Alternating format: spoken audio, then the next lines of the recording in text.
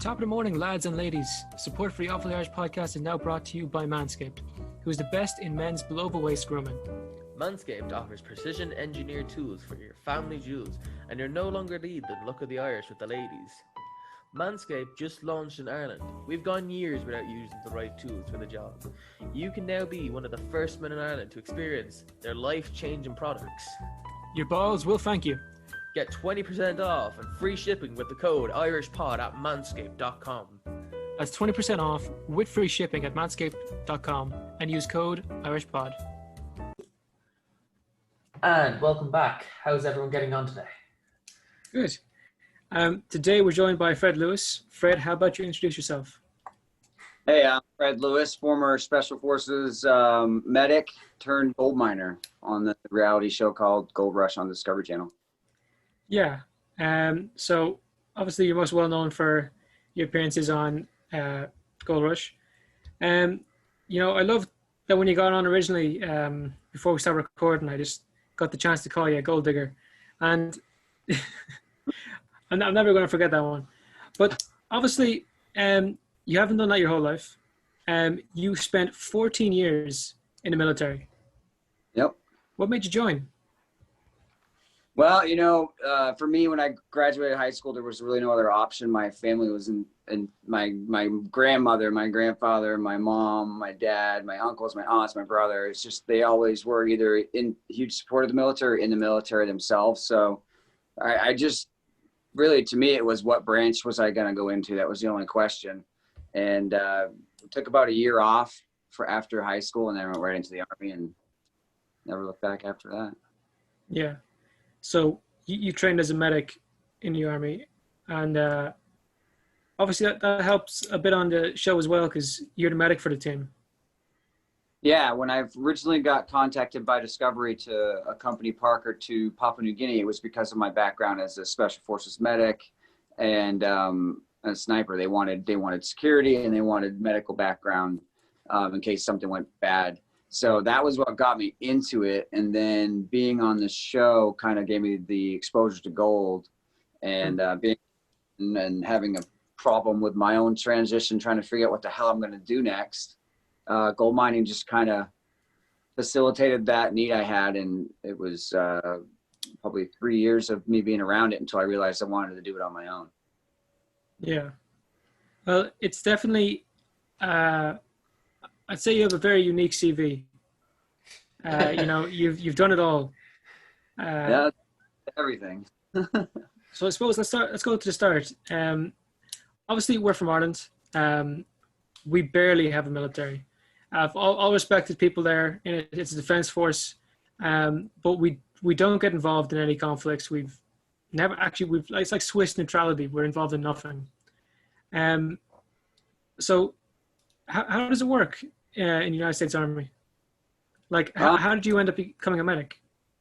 Well, I mean, to get into Special Forces, you have to volunteer and then you have to go through about 6 or 7 stages of selection process where they put you through some different types of tests to test your mental and physical fortitude. So for me, that process was about 3 years. So for 3 years, I was trying out and earning my Green Beret. Before that, I was a Korean intel analyst. So I joined the military as a nerd and spent 7 years listening to North Korea. And after 9/11, I realized the only way I was actually going to be able to fight somebody without listening to them and being thousands of miles away was to go Special Forces and to do an actual combat arms job. And that was kind of what led me to it. Yeah. Now, listening to North Korea, that sounds pretty dodgy. That sounds like pretty scary stuff. Yeah, but you're sitting in a tunnel underground listening for 12 hours a day. It sounds dodgy. It sounds cool. And it was interesting, but I wanted to kick down a door and fight terrorism that way. I felt like that was more my thing. And so I just made the jump, threw my packet in, and everyone was like, yeah, I don't think you're going to make it. But 3 years later, I came out on it and fucking loved it. Yeah. Jeez, man. When I said you've done it all, you've done it all. Listen, I did not know that part about North Korea. That is very, very unique. Can you tell us a bit more about that? Well, I was recruited by the Army right out of high school because I already spoke two and a half languages. I was an exchange student in Norway, and when I got back, the recruiter said, "Well, you already speak Norwegian. I bet you could pass our language aptitude test and see what would go from there." So I took their test, and I got a super high score. So they were like, "Yeah, we'll give you this bonus, bring you in as a linguist," and that was how they got me. But I'd already known I was going into the military. It was just a question of what I was going Yeah. Yeah. I'm a bit overwhelmed. It's not gonna lie. I'm kind So- of an anomaly. I speak four languages. I speak German, Norwegian, Korean, and English. At one point, I was qualified in Finnish, Icelandic, Danish, and Swedish. I was getting paid for 7 languages in the military, which made them pretty mad. And yeah, I don't know. My brain works well with language. So that was how I came into the military. And then that language ability kind of helps with medicine. So when I switched over to medicine, it kind of correlated pretty well. So I've just been kind of bouncing around and doing as much as I could. And that kind of lent me, after I got out of the military, I went to school. I got a degree in agriculture. I almost got a master's in secondary education, but I realized I didn't want to be a teacher. And then when I applied for American Ninja Warrior, I did that twice. I did another show called Steve Austin's Broken Skull Challenge, which was a really good show. And all these things just kept kind of leading to me being confident in myself. And that's what got me on TV. And that's where I've gotten to the point where I was able to pitch and sell to Discovery that a guy that has no mining experience could bring on a bunch of crazy, crusty vets and be the next mine. And that's kind of what we do. Can I just say, I'm so glad you didn't become a teacher, because man, if I didn't do my homework and went into your class, I'm pretty sure I wouldn't come out. Yeah. Be gone. Yeah, I taught high school biology, and my class got the best grades, but I didn't enjoy it the way I wanted to. I felt like I was held back by the state and by the bureaucracies of teaching. So I've been kind of bouncing from job to job after I got out of the military, trying to figure out what the next thing was. And then I hit gold mining, and I was like, ooh, if I can afford it long enough to make it a successful business, it'll be fantastic. But it's that whole first, second, and third season where you have potential for losing $500,000. Yeah. That are really the stretch. So, I mean, all that stuff's real. I don't know. People think the show is fake, but I spent all my money. I borrowed money from 2 other of my homies. One's in a wheelchair from an automobile accident, and he's training for the Paralympics. And the other one's another teammate of mine, another SF guy that is just really good at investing. So I had to convince those guys to help me get more money to make this season happen. So, a lot of So you're surrounded by great people all the time. Yeah. That's what I've done is I've networked and stayed in touch with a lot of really great people. On my team this year, I have 2 SF guys, a MARSOC, which is the Marine version of an SF guy, Air Force Special Ops, and 2 infantry guys. One's a sniper. I've got my core team is just so strong mentally and physically that we were able to learn mining really quickly. And they chewed me up on the dirt, because all the other mine bosses think this is all about money. And they actually ridiculed me for thinking I could start a business with my friends. And I was like, well, you guys obviously, that's the whole point, that you're not understanding. I'm not talking about friends. I'm talking about brothers and the camaraderie that we've been through together. Something that most civilians just don't understand. Like, it's not all about money. I mean, it's just not. It's more about giving the team a future and something to do better in life with. And I think that they were looking at it differently than I look at it. And it was a pretty big clash on the last episode of The Dirt. But it's real. And I'm eventually they're going to see that I'm right. Yeah. But well, you're hoping. Outsider. I'm the enemy now. Which, like, it's a good thing what you're doing, bringing in all these guys from you got people from Special Forces, the Air Force, like, because a lot of stuff with not Marines, with vets, is that they have a really hard time finding jobs when they come back. Yeah. You know, it's Yeah, I mean, think what you're doing. study your entire life. I did it for 14 years. I was a combat medic and a sniper. Once I am disabled and can't do the medical portion, no civilian jobs I'm aware of that will take snipers, job qualification that they're looking for. So you have to kind of reinvent yourself, and it's not like something you've been thinking about doing. It's just something that all of a sudden, instead of retiring from the military, now you've got to reinvent yourself. Go. And it's not as easy as everybody thinks. You can get a job, you can make money, great, but within like 3 months, you know you're miserable and you don't ever want to do it again, and you move on to the next one. And some guys make it through that. Like I got lucky. I think I got really lucky just with the jobs I hit, and with they kind of progressed really well. And some guys don't. Some guys struggle and they don't have enough money, and disability doesn't help them out. And that's kind of where I think I could come in and showcase that you can do just about anything if you put your mind to it. And these guys were not gold miners before. They didn't have radar. There was no aspiring gold miners on my team. They were just dudes, 2 of them trying to go into the police academy, but COVID shut that down. 2 of them just struggling to find themselves after getting out, and 1 of them that has just gotten out that had really not even thought about what the fuck he was going to do. Yeah. They all love it. Yeah, with those friends of yours who want to get into the police, I doubt it's. I wonder, do they still want to do it, considering all this stuff at the moment? Yeah, not right now. I can tell you that much. Oh, yeah. Yeah, Which problem we're having. I just things where gold mining is like very appealing. You get to go with a group of your homies, live off grid, and pull ground. A lot less painful, and it is. Yeah. Well, yeah. I think it's probably lower risk as well.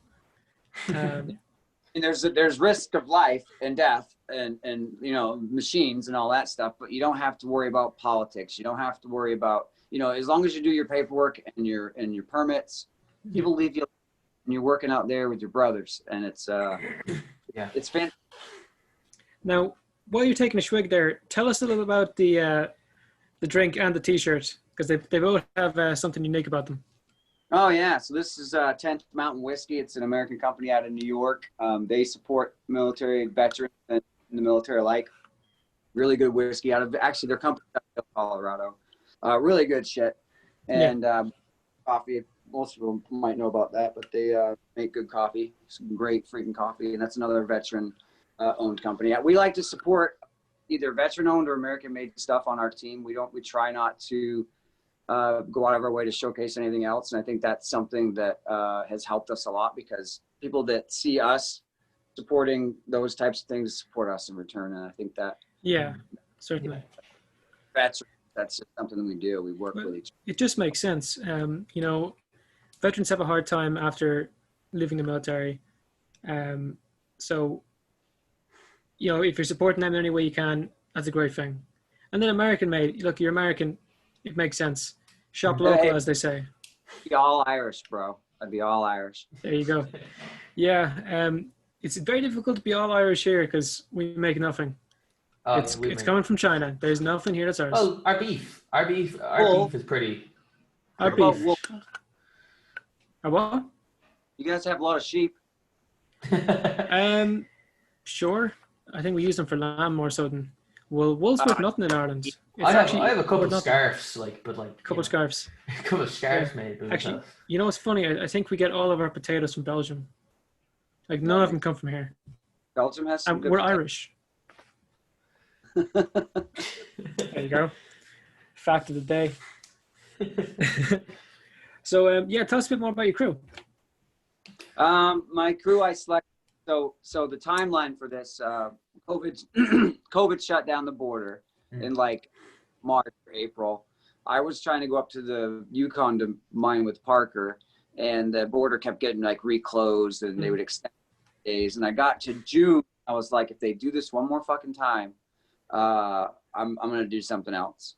So at that point, I was approached, and someone was asking me what my backup plan was, and I was like, well, I really don't know if I have a backup plan, but I wouldn't mind doing this on my own, because I hate sitting around nothing.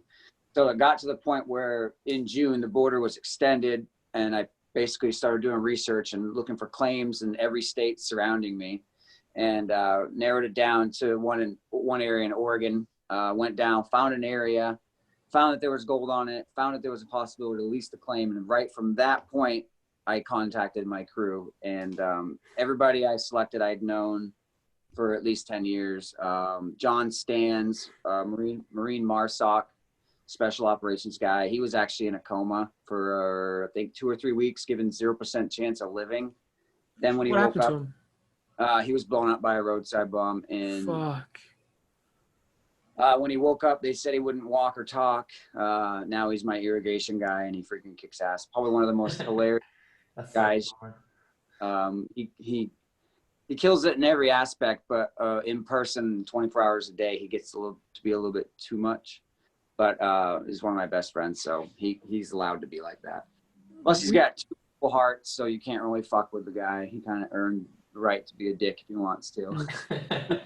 Yeah, Thomas, we had a guy on fairly recently, Damien Thompson. Yes. And he had the exact same thing happen to him.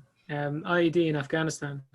Mm-hmm. And poor guy, I think he was put in he was in a coma for like a short period. But he lost, was it both of his legs? He lost both of his legs, and now he has the highest handicap in golfing in Australia. Yeah. Yeah, he's the highest handicap in golf in Australia. He's very proud of that. But yeah, he's a motivational speaker, a great guy. Legend of a man. A lot of respect for him. Hell yeah. It's like, that's kind of the reason why I put these group of guys together, because, John has been through more than anybody I've ever met and came out smiling, and he's a freaking stand-up comedian. And that's inspiring, but that also fucks to that guy. Yeah, I mean, that showcases to overcome obstacles. So you put a guy like that on a gold mine, they're not going to fucking quit. Yeah. Hell yeah. That's good to leave a comedian on site. God, he's a bit much. You'll see on the show if you watch how crazy this guy is. We have safe words for him to keep him out of trouble, but he still gets. There you go.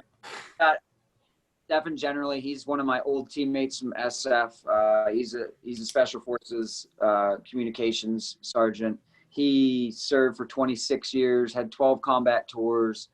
I can't even list his awards. He's just one of those guys. He's a master sergeant, one of those guys that you just respect, or he'll murder you. Well, Jesus. You say 12? 12 combat tours. And how long would they be each? At least 6 to 8 months. Holy shit. What? Yeah. He's probably spent a decade in combat. Jesus. You have to wonder what that does to a mind. Well, he's pretty stoic individual. He'll tell you what if he has any problems, and you can definitely rely on his decisions. He's one of those guys that he's like, bam, we're doing this right now, and you just trust it. Phenomenal dude. I hadn't seen him in 12 years when I brought him out here, and we just hit it right back off where we left off. We were in combat together. I've seen some shit. Another guy on my team, his name is Stuart Mckenzie. He is a former scout sniper, had his hand blown off by a roadside bomb. They reattached it. It doesn't work as well anymore. He's got some damage with it that's sewn back, but still manages to deadlift. He's a bodybuilder, fitness competitor. Whoa. A phenomenal dude. I think he's like 6'2" and 220. He's a good sized dude. I think I've seen a picture of him before.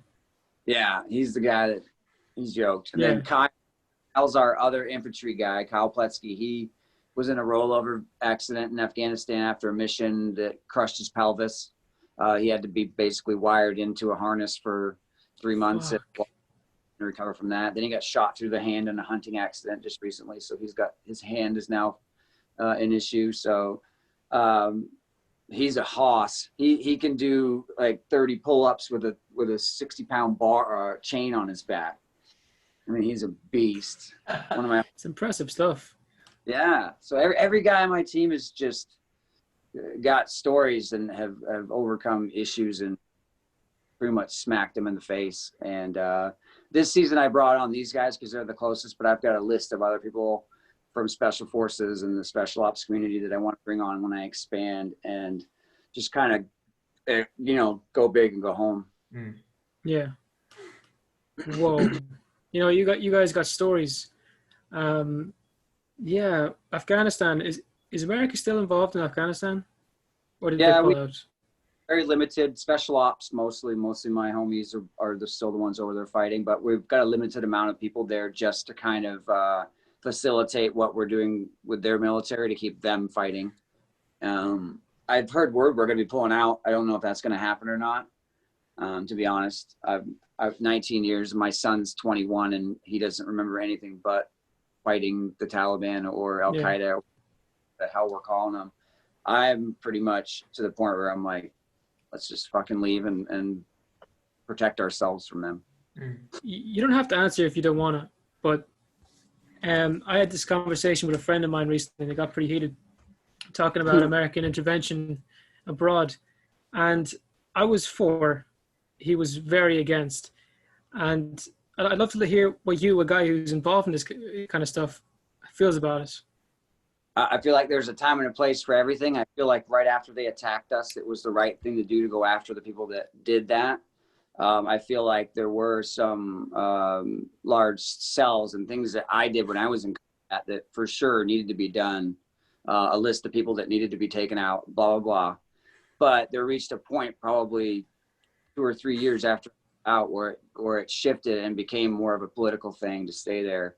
And I feel like time and a place was then, but at this point we're just spinning our wheels and we shouldn't be doing shit. We should be defending ourselves and working on our own defense and working with our allies like you guys and doing good things instead of, I mean, what's the point? Yeah. Alexander, I mean, the place isn't set up for success. Yeah. It's unfortunate, but, this is the world we live in. And, if you guys didn't get involved, who was going to do it? Yeah, but what progress did we make? I mean, that's really the question is, what did we do? Yeah. Yeah, it's a rough old one. Yeah, But, helping people, I worked with a lot of the locals over there. Hell, I tried to sponsor one of my Turks. Fortunately, he didn't make it, but I tried to get him sponsored to get to the States. Like, I really cared about the people, but it's so hard to fight and something you just can't win. It feels like we're just, I don't know. I think sometimes it's better just to take care of your own country and better it. Yeah. I love what you said. There's a time and a place for it, and the time was 20 years ago, or 19 years ago. Yeah. Well, that was the time. We've moved on, but again, moving on. I don't really know what to say. Thomas, save me. So you said you were a wrestling coach, right? Tell us about how you got into wrestling. I wrestled my whole life. I started wrestling when I was probably 7 or 8 years old. I was a 2-time runner-up in the state where I wrestled. So it was something I did. I joined the Army. I wrestled until I got hurt there. When I got out of the military, one of the first things I wanted to do was coach again, and I got right into wrestling coaching. I've coached at a few high schools, and now I coach at the school that my wife teaches at. Yeah, wrestling is one of those ones that everyone's starting to pay attention to now. And there's a couple of big names that have been doing it pretty well. And one of the cool things we're having in the state of Washington right now is the movement onto girls wrestling and to the girls wrestling teams. And, some phenomenal wrestlers are coming out of the girls that it went from being where the girls would wrestle against the boys and they would do okay to now they've got girls, individual girl leagues where they're only wrestling girls. And as far as a coach goes, I'd rather coach a girls wrestling team than a boys wrestling team because they freaking listen, they push harder, they try harder to do well. And it's just really cool to watch that part where it kind of historical accepting women in wrestling, Yeah. I'm just gonna let you know your video cut out there. Yeah. What's the story here, lads? What is this? Yeah. There you go. Oh, there we go. We can see it. What a beard! Jesus Christ! Yeah, I'm telling you, what a beard! Like that is That You guys is gotta use special. oil. Gotta use oils. You gotta make want the hair to grow. What beard oil do you use? I use argan oil and tea tree oil.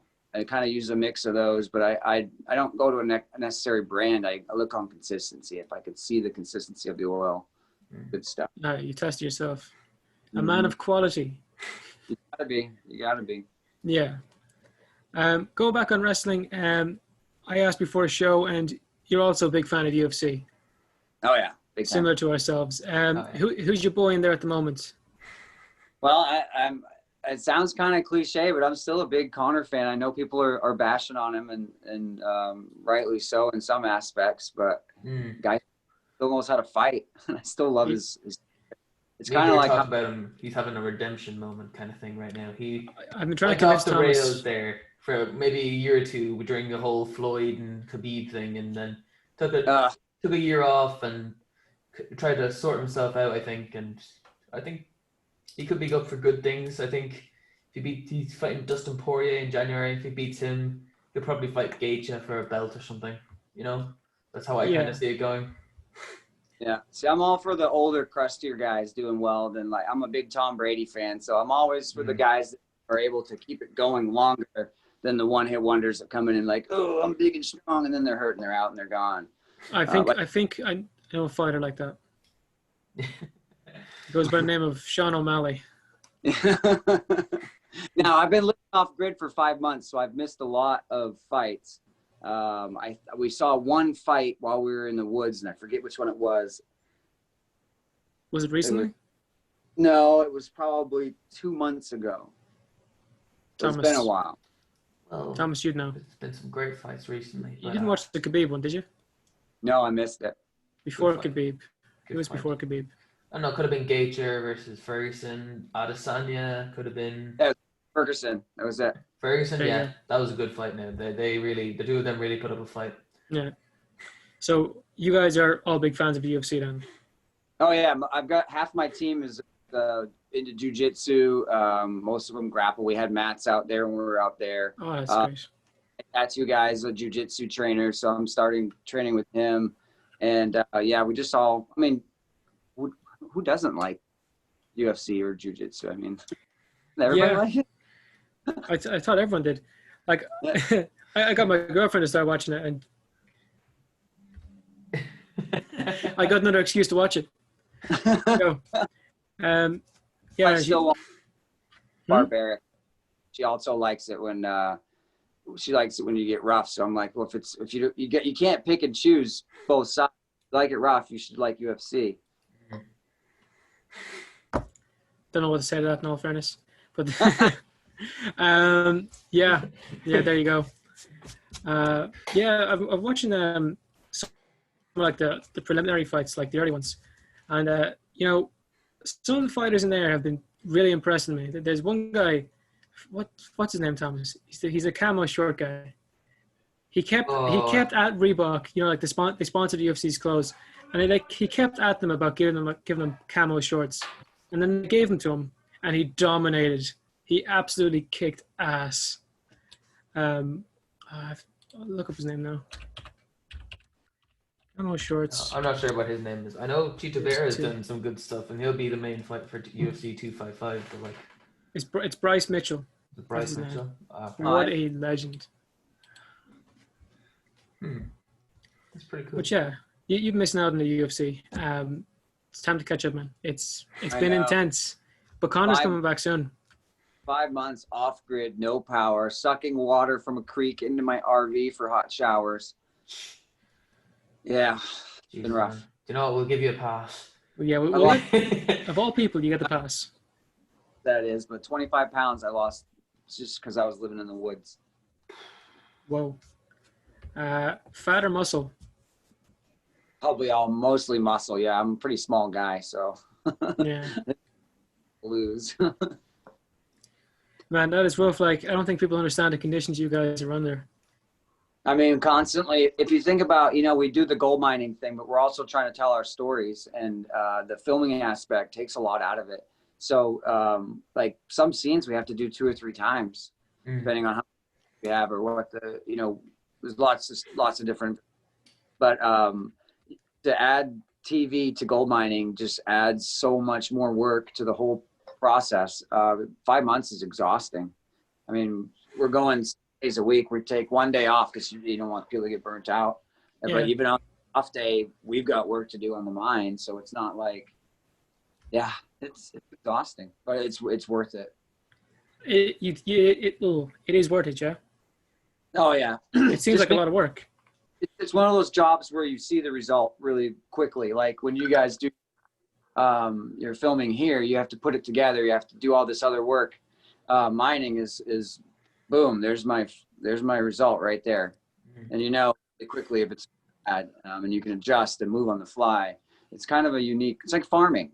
It's kind of why I like it so much, because I have a degree in agriculture. I used to farm. I've raised pigs. I've raised sheep. I used to run a dairy. I used to sell vegetables to make a living. I did that for months after I got out. So I that aspect of agriculture is very, very similar in gold mining. It's kind of cool, but you know, like gold's a little more valuable than potatoes, right? Yeah. Just speaking on your agriculture thing, you know, I'm a big fan of the idea of permaculture or agroforestry. We're having some guys on to talk about that fairly soon. It might be next week. Such a cool concept, the two of them. But since you got a degree in agriculture, can I ask you about the practicality of both of those ideas? Oh, I mean, I have been locked in on agriculture since I started learning about it. I did this stuff called small plot intensive. It's kind of close to permaculture, but it's a constant rotation of the soil. So you're planning out, basically you're planning out your crops that benefit each other when they're in the soil together and when they're not in the soil together. And when I got into the scientific part of all that, like permaculture is immensely interesting when you break it down as to how that part of agriculture is why I love it. I don't really, I mean, I enjoy watching things grow and all that stuff, but I really enjoy sciencing it and maximizing. I grow big pumpkins and try and make them as big as I can without adding chemicals to them, because everybody that wins those contests feeds them bullshit. Right? I enjoy the science part, trying to make things grow naturally. Yeah. Aquaponics, hydroponics, permaculture, live soils, all that stuff is why I got into agriculture in the first. Yeah, because and no offense, the United States agriculture is not the best in the world. No, no, sir. We don't let your food into Europe. No, for some I don't reason. even buy vegetables at the store. I don't enjoy them at all. Only tomatoes I can eat are tomatoes that I've grown myself or bought at a farmer's market. Like there's a humongous difference in the quality you're going to get. And I think what got me into agriculture in the first place, because I was trying to get healthier, and my doctor was like, well, eat vegetables. And I'm like, well, they fucking suck. I don't want to eat them. So I started growing them and realized, holy crap, they taste so much freaking better when you grow them yourself. And that went to school, learn how to do it better. And I guess my ADHD has helped me in life, in that when I see something that interests me, I hyper focus on it. Yeah. And then once I get to the point where I'm confident, I just move on. So speaking of that, because you've done that to the extremes. Like you've had a long time in the military, you know, wrestling. You're obviously gold digging at the moment, or I'm going to keep calling it gold digging. I love saying that to you. But when that's over, like what's the plan for you? You got so many stories to tell. I mean, I think you should tell them. Yeah, I mean, I don't know. I think that I'm like a book. There's a different chapter coming. Who knows what? You gotta read and find out. But I don't think I think gold mining is definitely something I want to do for a while. Because I like I just said, I don't like just dabbling. I like to really go at them and see how good I can get at it, and then move on. If it's something that sticks, I don't mind it. To be honest, it's really good work. There's gold to be had out there. There's a lot of money to be made, and a story on TV is a hell of a lot of fun. Yeah, it's definitely a cool experience. Do you make any money from the production of it, or do they just kind of show up and film you guys and leave?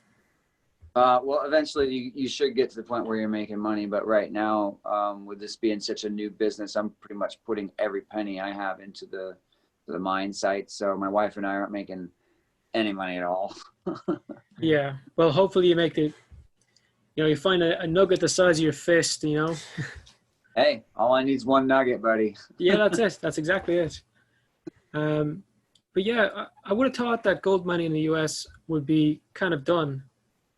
But obviously, you guys have been out there for a long time, like Gold Rush in general. Like they've been out there for a long, long time, digging up gold, and not small amounts. So, what's it like trying to find out where it is? That's the challenge. How do you approach that? Man, that's the challenge. You got to think outside the box. You got to do lots of research. I'm probably not the best person to ask this because my season this year hasn't been the greatest, but I did find ground that had gold on it. It's just one of those things you just have to do countless and countless and countless research. Get your foot in on the soil, do test sites, test panning. Like you have to verify. If you can't verify that there's something in the ground, then it's probably not worth the risk. And I kind of rushed it this season on this land. That's just part of gold mining. I think that if you can find land, everything else is pretty fucking simple. Yeah. I mean, pay for the money, pay for the fuel, pay for the machines, pay for the land, but without gold in the land, none of it's gonna. Yeah, that would be kind of bad. I spent all that money. It's a big gamble. Like you have to understand it's a very high risk thing. Oh, extremely. 90% of all mines fail. And I'm not talking first year, second year, third year. 90% of all mines fail. Did you just touch wood a second ago? You said that like you touched wood. I may have, yeah. Why? No, it's just like, okay, yeah. 90% fail, man. That's rough. Mm-hmm. Oh. Yeah, you'll drink on that one. That is pretty horrible. But the way I look at it here is, first year, second year, third year in any business usually doesn't do very well.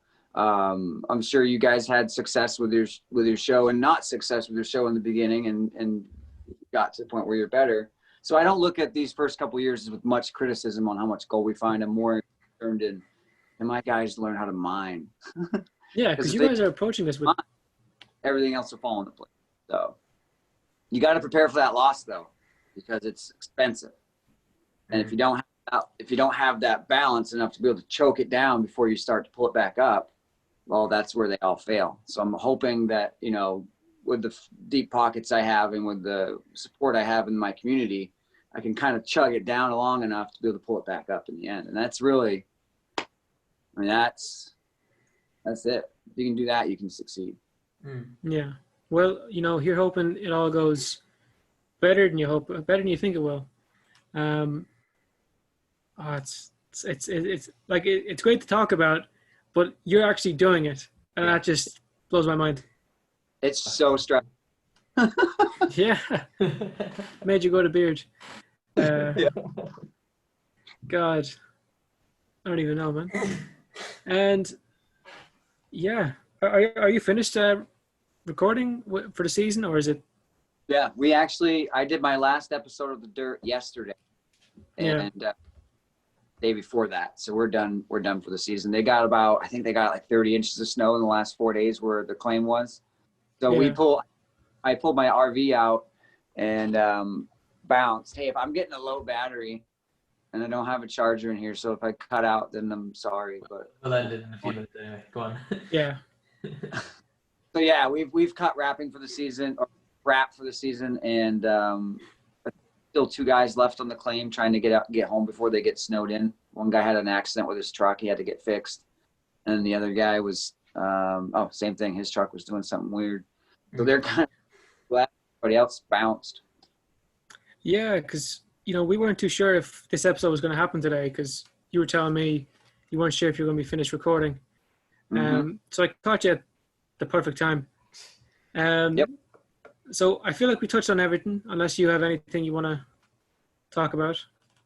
No, man. The biggest thing I think that people need to understand is the reality here. A lot of reality type stuff people think is fake, and I think our message would be ruined if people fake. And what we're doing with this group of guys and my wife is something really special and been life changing for all of us. And to be able to share it is really cool. And I just want people to understand like how fucking real it is. And what we're trying to do is real. We're trying to, give people a new purpose, and it's working. It's just we're going to be for a little while to make ourselves look good. Yeah, like when people see you stressed on the show, you're actually fucking stressed. It's not like acting. Like you're not an actor. You're a hard worker, and there's a lot of stress on your shoulders. That was probably the hardest thing I've ever done in my entire life, and I've done a lot of shit. It was hard. The first thing is you want to do it again. Yeah, that's why I want to do it again. I love it. Power to you, sir. If people want to check you out, Fred, where can they find you? Instagram's the best place. Fred Lewis. Oh, actually, I changed it. It's official Fred Lewis now on Instagram. Official, people. You heard it here. He's official, lads. I don't have my but I'm preemptively adding that, so when I do get my check mark, it's official. Damn, I like the confidence, sir. I respect it. And you're also available on Cameo. Yes, I am on Cameo. I love Cameo. Cameo's a lot of fun. I do some crazy stuff on there. People ask me to do some weird things too that I won't do. I've only turned 2 people down, but they were pretty weird. You want to share us one of them, or do you want to leave it? One wanted me to call her boyfriend vagina and like berate him, and she said it was just something they were into, and I was like, What? Why the fuck would you ask someone to do that for you? Yeah, and then say it's something he's into. Someone could like that and hang it on something else. I'm like, I'm not gonna do. Oh, Merry Christmas, but no. Oh man, you're turning that is into awful. money there. I'd pay to see that. All right. So yeah, if people want to find you, can find you at official Fred Lewis on Instagram. Also find you on Cameo. So if you've gotten this far in the episode, people, make sure to like, comment, subscribe. Tell your grandma about the podcast. Take it handy. Love yous.